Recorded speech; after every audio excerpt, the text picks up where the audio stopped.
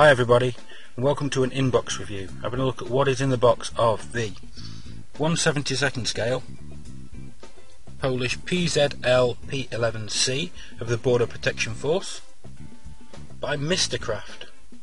Wait a minute, shouldn't that be Mastercraft? Well, we'll talk about that in a moment.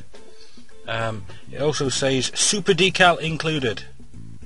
That's because you get 4 options, which isn't that common these days still. So there's the artwork depicting one of the schemes you can have. Side of the box, standard stuff. There you go, tells you the size and 25 parts, so not that many. It's standard stuff.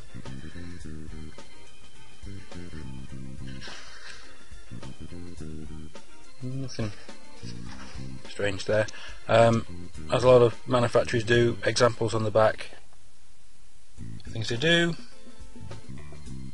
This is just pictures of the box arts.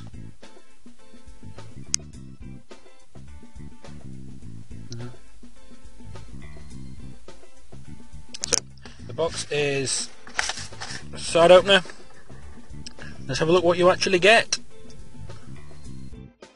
So what you get is one bag with 2 sprues and 1 clear part, set of instructions with painting guide and 2 decal sheets. So we'll look in detail at them. So the instructions, you get a copy of the box art, information about the aircraft, a little bit of history and some stats in English, German, French, not so much detail there, Polish and a little bit of Czech, I believe. Open it out and it's one long instruction sheet. So we'll look at it bit at a time. You get to start with the parts map of both sprues, and then look to me like Academy style instructions. That's what it seems to remind me of, with Federal Standard colour call-outs, which is fine by me. So the seat and the cockpit, how to place the engine together, placing the fuselage on, the wings and things on it, step by step. It's all pretty simple stuff, telling you how far apart the wheels should be, which means you should hopefully get the angles correct there.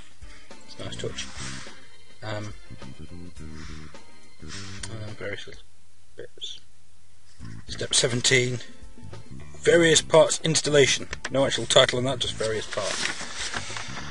Flipping it over, we have the 4 schemes.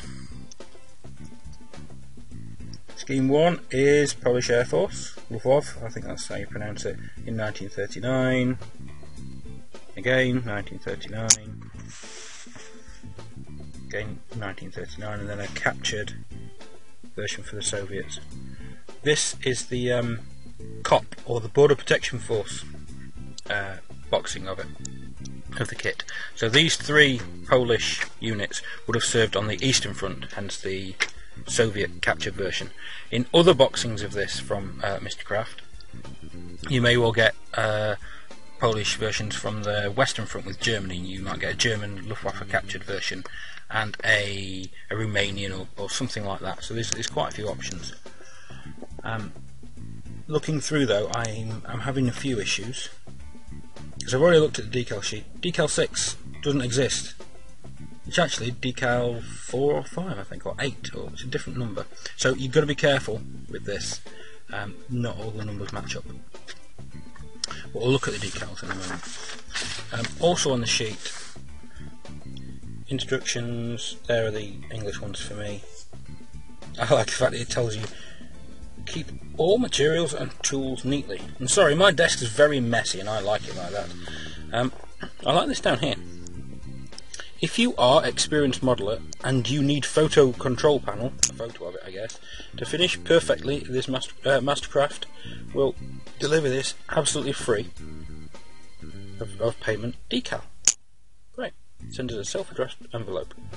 I would like to point out, it says Mastercraft. It says here, Mistercraft. What's going on there? So anyway, that's the instructions for it. have a look at the rest. Well, the first decal sheet. Now, on a whole, they're quite matte. They're not very glossy, and they appear to be in register, but there is only red and white on here. However, there's not quite enough white. Number 11.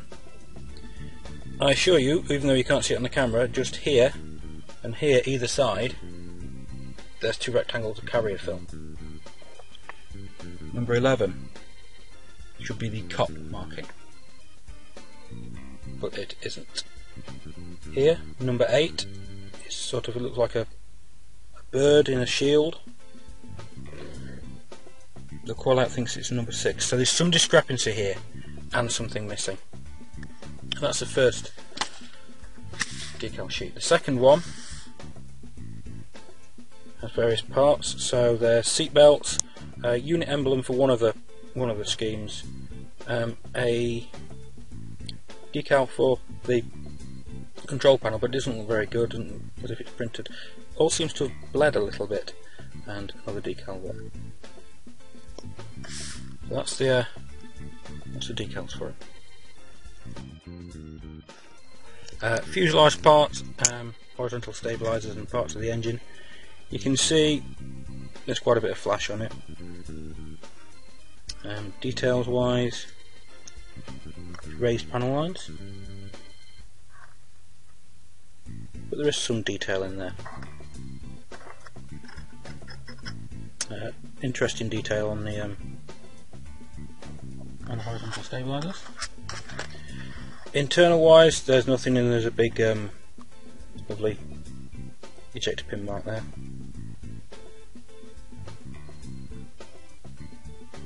So that's the one sprue. The other sprue, it has a one-piece wing, again with this sort of, corrugated feel to it. Although it's a bit of an issue there with. Don't know if it's been moulded badly or. Don't know, it looks as if something's been glued to it, but that can't be the case, surely. There's various parts made in Poland, upside down. There's the engine. There's not particularly great detail on there. The wheels are quite plain, and the struts, well, struts are struts, aren't they? There we go. Now the clear part is tiny and has quite a lot of flash around it. So that's the kit.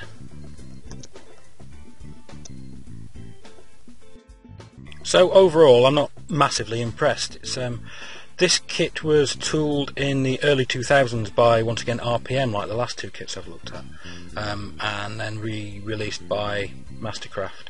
So for a kit that was tooled after the year 2000, I'm surprised it's got raised panel lines. So that's a bit disappointing. The decal issue as well. One missing and the numbers not quite right. Not really that impressed. Mistercraft. Why Mistercraft and Mastercraft? Well, I've looked online and Mastercraft apparently are no longer trading, but Mistercraft, with exactly the same logo, are trading exactly the same kits. So I don't know if they went bust and reopened with a different name or just changed their name. But all in all, not greatly impressed by either the quality of the kit or the decals and instructions. So I did want a P11c. Maybe I should have gone for a different manufacturer. Who knows? We'll see when I build it up what it looks like. Okay.